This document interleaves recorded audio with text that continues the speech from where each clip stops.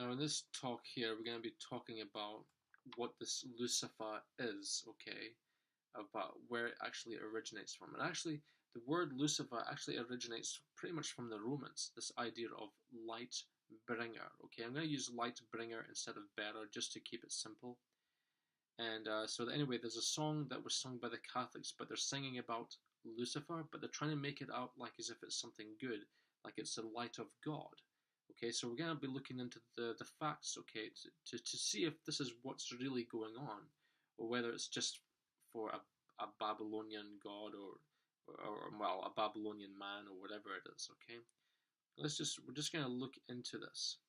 It says here, Lucifer is Latin from the roots lux, meaning light, and fere, meaning bringer.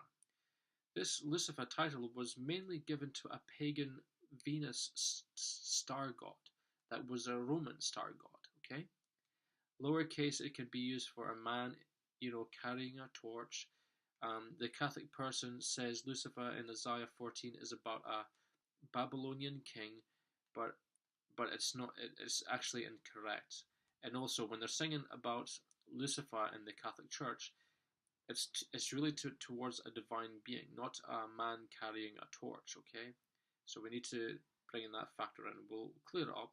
He says Jesus is also a Lucifer, but we will see that it is not the case, but is described metaphorically as a morning star, not a star god. You got to remember that Lucifer wasn't used to describe Jesus. Okay, Jesus was just being described like the morning star, but Jesus is not a star god. Okay, he's not a Venus star god. He's God above everything. Yeah. So we know that the song can't be for a Babylonian king or a random man with a torch, or just a star in the sky, because it's capitalized L for Lucifer, because Jesus did not have a human father, especially a Babylonian king, which was, so many years before Jesus was, the Babylonian king can't be the father of Jesus anyway, because they were trying to make out like as if Lucifer was the father of Jesus, but we'll clear that up. But the song is for a divine being that they say is the father of Jesus. Also, they cannot be singing about Jesus because they say Christ is your son, okay? So facts to look at is that we've got Phosphoros is light bringer for star god Venus when it's capitalized, okay? You got to look at the capital letter. Lucifer, again capitalized, is Latin for light bringer for the Roman star god Venus. And then we've got Lucitius, means light bringer, is an epithet for the Roman god Jupiter, which is Satan. So this Lucifer was actually identified to this Satan in Isaiah 14. In 2 Peter 2:1, it is not capitalized Phosphoros, but is a lowercase word, which means it is not describing a pagan star god, but refers to the day star Venus for metaphoric language, okay? So it's a metaphor. In Revelations 22, verse 16, Greek capitalized Phosphoros is not used to describe Jesus as the morning star. It is all separate words with aster, ho, lampros, ho, proinus, which says star, the bright, the morning. It is descriptive language, okay, for metaphor. Lucifer is not put, or Phosphoros is capitalized, is not used to describe Jesus as, okay? And that's the facts, okay? We've got to look at the facts. Lucifer, meaning light bringer, comes from the pagan world, not the Judeo-Christian world. Hillel comes from the Christian world, meaning O Shining One. What King James has done is that he has looked at the devil and decided to use a star god Venus called Lucifer and gave this title to Satan as if he knew the god Venus was a Roman Satan, just as Jupiter, god Lightbringer, is also Satan because he is connected to Zeus, and Zeus is connected to Baal, and Baal is Satan. Also, the god Pan is another form of Satan, and a goat-like form, because Zeus shrines were replaced at Mount Hermon, area of the gates of hell, with Pan shrines, okay? And the area, Michael Heiser covers this, is to do with the area of Mount Hermon. I think it's Mount Hermon, to do with that there must be an area near there where the gates of hell, of where Satan is. So anyway, in King James has never used Lucifer to identify it with God, but only with Satan. Okay, so there's our fact. We will look at the first century poet to see what he says about the star god Lucifer, to see if it is similar to Satan. This was written before Revelations, remember. This is around about the 1st century BC and early. This is by the Ovid, who's a Latin poet who flourished in Rome in the late 1st century BC and 1st century AD. During the reign of Emperor Augustus, his most celebrated work is the Metamorphosis, okay? Now let's look at this, okay? This is probably why King James used the term Lucifer to describe Satan with, okay? Because it's actually Satan's title. Greek form of Lucifer is Hesperos. Hesperos, the evening star, is called by Hesiod a son of Astreus or something and Eos, and was regarded even by the ancients as the same as the morning star. Hence, both Homer and Hesiod call him the light bringer. Okay, so basically they've identified, so when they look at the star Venus, when they perceive it as just a star, they're going to use a lowercase word, okay? But if they're going to perceive it as an entity, it's going to be a capital L, Lucifer. That's actually a being.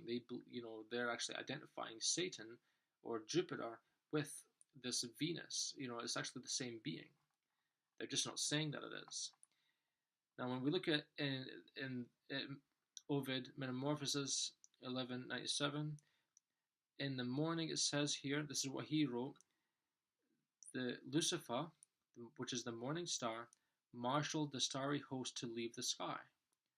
Now look what we've got here in Revelations 12 verse 3. Remember, Revelations was written later on. And there appeared another wonder in heaven. Behold, a red dragon, having 7 heads and 10 horns, and 7 crowns upon his heads, and his tail drew the third part of the stars of heaven, and did cast them to the earth. So this is symbolic that the stars are actually angels that fell from heaven. So remember that Lucifer, according to the Roman poet, said starry host, yeah, which means that they are not just random stars, but are entities. Okay, they're perceived as entities falling from the sky, yeah, or fallen angels with Satan. Basically this is what Revelations is identifying this Lucifer from the Ovid Metamorphosis poet. Yeah, it's actually the same being. And you can look at the, so there we have it. Lucifer is the dragon of Revelations, okay? And this is from, straight from the pagan world, right? That we can actually identify Satan with certain pagan gods. Now, if we look at the song, they are trying to say that Lucifer, which is Satan, is the father of Jesus. I find it interesting that the Vatican have a crest of a dragon. Next, I need to show the reality of churches, graveyards, to do with death. Now, let's look at the Freemasonry connections. All right. We'll look at the song later, okay, and we're gonna look at that. So whenever they use the term Lucifer, they're actually talking about Satan. They have to be. They're not talking about God. The evidence is showing that the Vatican, they know what they're doing, and plus the Bible is predicting what they're going to be doing, because it says that the world will worship the dragon. Remember, right? Let's just look at the Freemasonry connections to the Catholics, which is Alice Bailey. Alice Bailey, Lucas Trust, originally named Lucifer's Trust, is created by Alice Bailey, and she was into occultic stuff, has consolidated status with the Economic and Social Council of the United Nations. So her company has a huge influence on the United Nations. In Alice Bailey's book called The Externalization of the Hierarchy, she wrote, "The Masonic movement will meet the needs of those who can and should wield power. It is the custodian of the law. It is the home of the mysteries and the seat of initiation.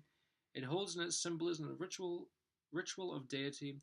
It is a far more occult organization than can be realized, and is intended to be the training school for the coming advanced occultists.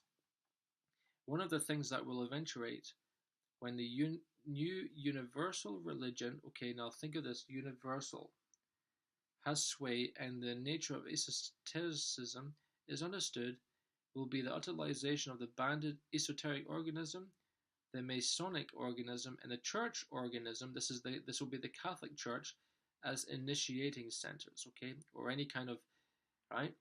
These three groups converge as their inner sanctuaries are approached. There is no dissociation between the one universal church. Catholic means universal, okay? So she's probably talking about the Catholic Church, maybe probably the Vatican, the sacred inner lodge of all true Masons, and the innermost circles of the esoteric societies. Now we'll find that in Freemasonry we have the eye in the triangle, which is we can find the all-seeing eye in Freemasonry, which is the eye of Helios, which is basically the eye of Apollo, the sun god. We can see the rays of the sun coming from the eye. And in the Catholic churches, they also have that as well. Both Freemasons, if you look at some of the churches, you'll find that the churches have got an all-seeing eye with rays coming from it. That's to do with Apollo. That's to do with the sun god Apollo. They're not following after the Christian God. Yeah, they're following after Satan and Apollyon. They're following after Satan and Apollyon. Both Freemasons and Catholics also believe that all religions worship the same God and they also want to unite world religions. That's why we have this interfaith stuff going on. Here's a quote from Mother Teresa. She says, "I love all religions. If people become better Hindus, better Muslims, better Buddhists by our acts of love, then there is something else growing there." She upheld that there are many ways to God. All is God. Buddhists, Hindus, Christians, etc. all have access to the same God. Alright? We've even got one from Pope Francis. What does he say? He says, to the chorus of a thunderous applause, Pope Francis stated, "Because Muslims, Hindus, and African animists are also made in the very likeness and image of God." Remember, these are false apostles. To hate them is to hate God. To reject them is to reject God and the gospel of Christ. Whether we worship in a church, a synagogue, a mosque, or a mandir, it does not matter whether we call God Jesus, Adonai, Allah, or Krishna. We all worship the same God of love. This truth is self-evident to all who have love and humility in their hearts. So there's our deceptions there. Yeah. These are the ministers. These are workers of Satan, transforming themselves into the ministers of Christ. But they're deceitful workers, aren't they? Well, let's look at the Luciferian doctrine. Well, I'll make another video, and we're gonna look into what the Luciferian doctrine is all about. Okay, remember we've just found the connections between Freemasonry and Catholicism, which means that they should have the same beliefs about Lucifer as well. Okay, and so anyway, bye for now.